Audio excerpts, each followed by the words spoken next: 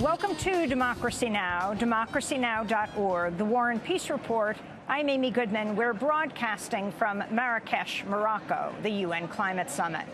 Actions were held in hundreds of cities worldwide Tuesday to protest the $3.8 billion Dakota Access Pipeline, which would carry crude oil from the Bakken oil fields of North Dakota through South Dakota, Iowa, and Illinois. The project has faced months of resistance from the Standing Rock Sioux Tribe, representatives of more than 200 indigenous nations from across the Americas, as well as thousands of non-native allies, all fearing a pipeline spill could contaminate the Missouri River, the drinking source for millions. On Tuesday, protesters rallied from Vermont to California. Dozens were arrested across the country. In Mandan, North Dakota, at least 25 people were arrested as hundreds blockaded a highway and access to one of the pipeline company's construction yards. Massive rallies were held in New York City, Los Angeles, San Francisco, and in Washington, D.C., where Vermont Senator Bernie Sanders spoke.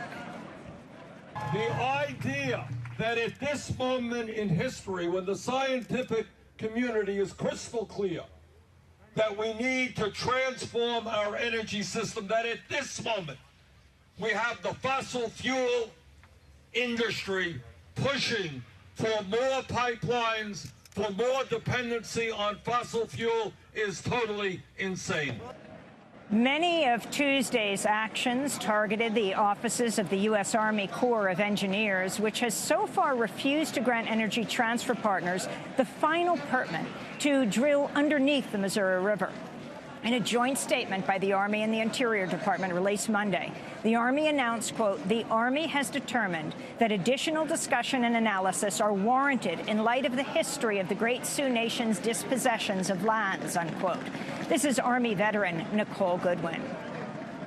Today, 6 members of Iraq Veterans Against the War went to the office of the Army Corps of Engineers in New York City, asking them to stand down and stand with Standing Rock. Water is life, and the fact that this is happening to the Sioux people and other indigenous peoples around the world is a tragedy. And when will it end? It must be stopped.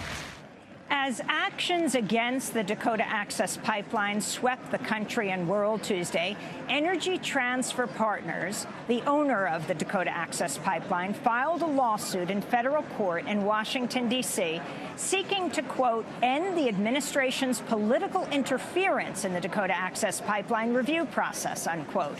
In the court documents, Energy Transfer Partners said the delays to the pipeline's completion have already cost nearly $100 million, and that, quote, "further delay in the consideration of this case would add millions of dollars more each month in costs which cannot be recovered," unquote. We'll have more on the Dakota Access Pipeline later in the broadcast. Meanwhile, in Olympia, Washington, protesters have set up an ongoing encampment called Olympia Stand to blockade trains carrying fracking materials from the Port of Olympia to the Bakken oil fields in North Dakota. The materials being transported by these trains are necessary to extract North Dakota's fracked oil, which is then slated to be transported to refineries through the contested Dakota Access Pipeline.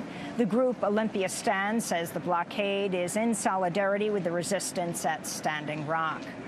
A new report by Canadian environmental groups says annual government subsidies of $3.3 billion to oil and gas companies undermine Canadian Prime Minister Justin Trudeau's plans to impose a price on carbon dioxide emissions by 2018.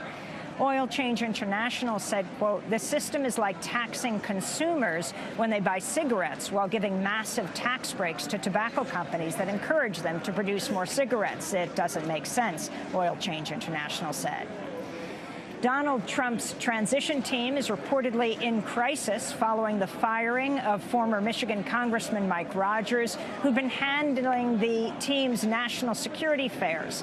Lobbyist Matthew Friedman was also fired from the team. This comes after yet another shakeup last week when Trump fired New Jersey Governor Chris Christie as head of the transition team and replaced him with Vice President-elect Mike Pence. Sources reportedly say the firings have been orchestrated by Trump's son-in-law, Jared Kushner. The New York Times is also reporting world leaders are struggling to reach Donald Trump and are simply calling Trump Tower in efforts to reach him.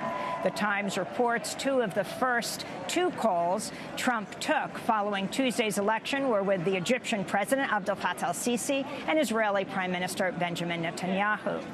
Democrats are calling on Donald Trump to fire Steve Bannon as his chief strategist. Bannon is the head of the far right-wing Breitbart Media, which has been accused of being a haven for white nationalists. This is Nevada Senator Harry Reid speaking on the Senate floor Tuesday. By placing a champion of white supremacists a step away from the Oval Office, what message does Trump send to the young girl who woke up Wednesday morning in Rhode Island afraid to be a woman of color in America? It's not a message of healing. If Trump is serious about seeking unity, the first thing he should do is rescind his appointment with Steve Bannon. Rescind it. Don't do it. Think about this. Don't do it. House Republicans donned red Make America Great Again hats Tuesday on Capitol Hill as they announced Wisconsin Congressman Paul Ryan will remain House Speaker. His renomination was unanimous despite fears he would be ousted for not more fully supporting Donald Trump on the campaign trail. Ryan never unendorsed Trump, but did say he wouldn't campaign for him following the surfacing of that 2005 video in which Trump openly brags about sexually assaulting women. Los Angeles Police Chief Charlie Beck has said he will not work with the Department of Homeland Security to carry out President-elect Donald Trump's proposed mass deportation policies. In a 60 Minutes interview aired on Sunday, Trump vowed to deport up to 3 million people. In response, Chief Charlie Beck said, quote, "If the federal government takes a more aggressive role on deportation, then they'll have to do that on their own," unquote. Trump's recent promise to deport up to 3 million people comes after President Obama's administration has already deported more than 2.5 million people between 2009 and 2015, more than any other administration in U.S. history. In New York City, hundreds of residents have successfully organized to drop Trump's name from 3 apartment buildings on the Upper West Side of Manhattan. His name, which is currently spelled out in big gold letters on the buildings, will be removed next week after hundreds of tenants signed on to a Dump the Trump Name petition. The buildings are owned by Equity Residential, but Trump had previously been involved financially in those buildings. Physicians for Human Rights says at least 4 separate hospitals in Syria have been bombed since Sunday. The group says the airstrikes across northern Syria were carried out by either Russian or Syrian government warplanes.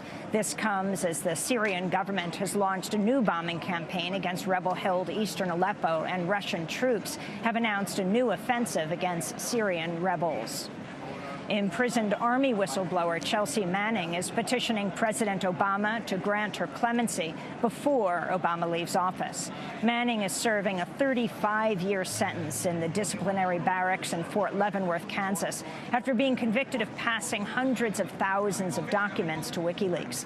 She's been subjected to long stretches of solitary confinement and for years was denied gender-affirming surgery. And in Denver, Colorado, a jury has ruled not guilty in the retrial of Clarence Mosesel, an African-American man who was convicted of rape in 1987 after a woman said she dreamed he was the man who raped and beat her in the dark. Mosesel has always maintained his innocence. In 2012, another man confessed to the attack. Mosesel was freed in 2015 after more than 28 years in prison. This fall, prosecutors decided to retry Mosesel despite the other man's confession. On Monday, a jury found Mosesel not guilty. This is Mosesel speaking on Democracy Now! About seeing his grandchildren for the very first time after he was released from prison last year. When I was arrested for this case in 1987, my youngest grandson that I believe the camera showed him the other day when I came out, Arel, that was the size and the age of my son Anthony. He was 3 going on 4. So to see my grandchildren, it was just overwhelming. to know that my son had grown up into an adult and now he had children, and to see those children, it was just mind-boggling.